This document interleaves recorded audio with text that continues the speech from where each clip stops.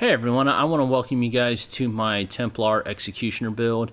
I'm not going to spend a whole lot of time on this one, just for the simple fact it is just an Executioner. You can gank with it, you can just melt people in crowds, but it doesn't have max resources, it doesn't have regen.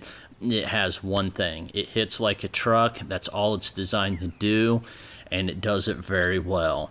There will be a couple videos linked at the end if you want to see any of the gameplay and see how high these numbers get on this character. But in the meantime, let's go ahead and get right into it. Okay, for starters, we are a high elf on this. Main reason why I went with this one is to get a little bit of the regen, but also most of our abilities that we're doing are a channel or a cast time. So we're going to go ahead and get that 5% less damage off of that passive. We get our max magicka and some extra spell damage. Okay, our first set is War Maiden. This is going to be a big part of our damage. All of our abilities we're using are going to be doing magic damage, so this set is perfect for this build. We are running the dual swords to get the extra 6% damage from that dual wield skill line passive. Back bar, we're using the lightning staff with the weapon damage enchant. Again, that channeling the heavy attack from the lightning staff will also give us that 5% damage mitigation from our racial passives. Our monster set's going to be Slime Crawl. Everything we're running will be in divines except for one infused on our chest. And I do have a lot of purple gear on this character, so your base numbers can end up being a bit higher than what I'm currently running. The next set is Soul Shine, and because of it being a heavy set, I am running that on my chest and legs just to give us the extra resistance. And almost all of our abilities, again, are going to be those cast time and channeled abilities, especially our hardest hitting ones. So this works out very well for the build.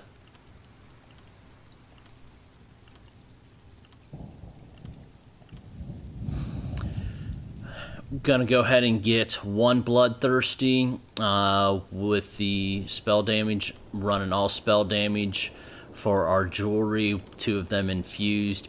You can even run 2 of the Bloodthirsty if you would like to get the extra damage on the Jesus Beam and the execution range.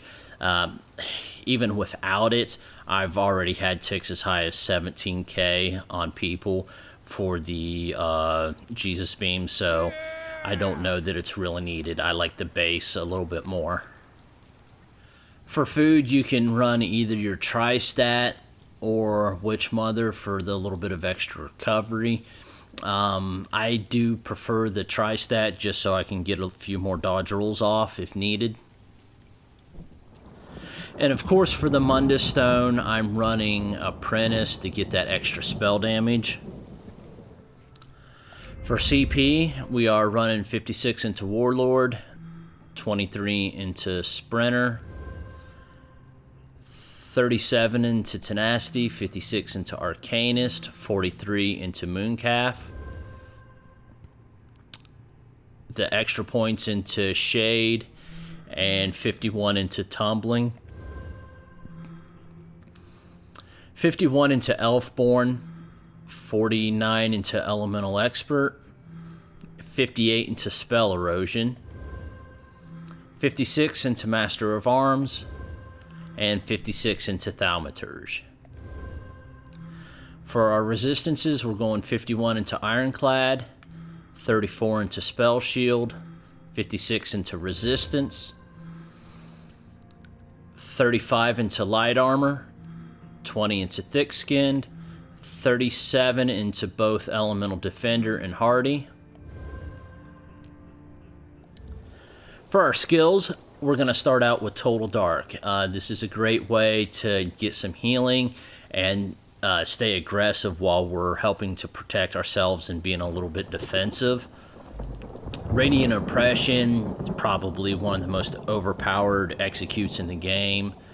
I've had ticks as high as 17k off of it. It's ridiculous. I do see a lot of people, though, still making the mistake. They'll cast this out when people are at full health. It's a waste. Don't do it. Wait until they're into execute range and then just meld them. Inner Light to go ahead and get some help with the max stats and our spell crit. Aurora Javelin, this actually does really good damage, especially at range. However, this is mainly our knockback to help get them off the feet right before we execute them. Dark Flare. Once you are fully procced on your damage and you have your full spell damage, this will tooltip much higher. It scales really well. And Soul Shatter. Extremely cheap ultimate. Again, another channel ability that has a huge amount of damage, plus the fact I go with the Soul Shatter morph to get that extra explosion and AoE damage. The radius on this thing when it explodes is huge. It's really great in group battles. Back bar, practice incantation, so we can help out when we're in group play with some heals, but also for ourselves if we're really caught down in a bad situation. Ritual Retribution, I did this to stay aggressive, get a little bit of AoE damage down. Puncturing Sweeps, again, you get that damage mitigation from the racial passive while you're using this ability, plus you're healing yourself for the damage done. It's a really good thing when you're clearing resources or just starting to get pushed heavy by a group of guys. It's very survivable with a good amount of damage on it. We're double barring the Inner Light. Honored Dead to help with our heals, but also to get the resources back. Channeled Focus, go ahead and get our resistance buff, but also to go ahead and help us out with our low magic recovery. So you want to keep this down when you're fighting groups and not ganking. One of the big things with this build is the fact that when we're casting a Dawn's Wrath ability, we're getting minor sorcery, giving us 10% to our spell damage, which is how we're going to be starting off our attack rotation with Dark Flare. Now, think of Dark Flare, it functions pretty much like Snipe. We're going to throw it up, it's going to have a travel time, it's going to allow us to get 2 off in the air before the enemy even knows that they're being hit by anything if we're ganking. However, the other thing to that is as soon as we launch that first one, we can go ahead and pop our potion to get our major sorcery and add an additional 20% to it. So the combination's really easy. It's 2 Dark Flares with a Javelin and then into Jesus Beam.